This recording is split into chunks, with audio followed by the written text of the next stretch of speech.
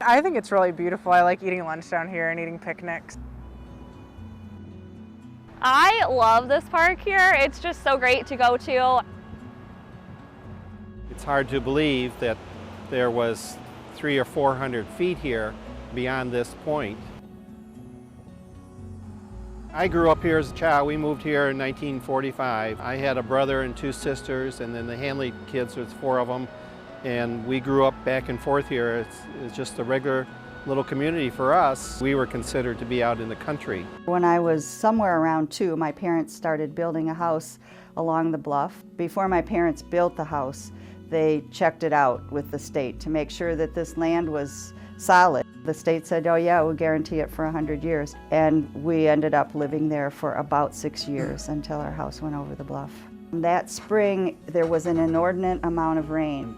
But the erosion was so rapid at that point in time that it just went from having a reasonable cushion to very little cushion to basically moving out when part of the house was hanging over. Following that, they ended up in a pretty lengthy court case because there was a question about exactly what had happened to the bluff. Eventually, they were successful in the insurance. So this is one of the last pieces that's left of the remaining Hanley house.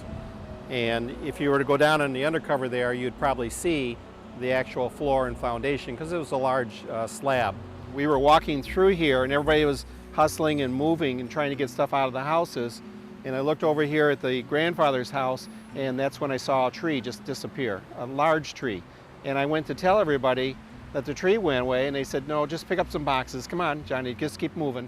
I remember one time growing up that they had an explosion in Whiting, Indiana, and you could stand out here in the peak and you could see the explosion, and you could see the fire burning down there in the oil fields. It's quite an experience. My parents were St. Joe people. St. Joe was real important. My dad decided that he wanted to do something. He took one of the aerial photographs that were taken for the purpose of insurance and had that superimposed onto this plaque. The plaque is nice. It gives some recognition that there was a community here at one time and people did live here.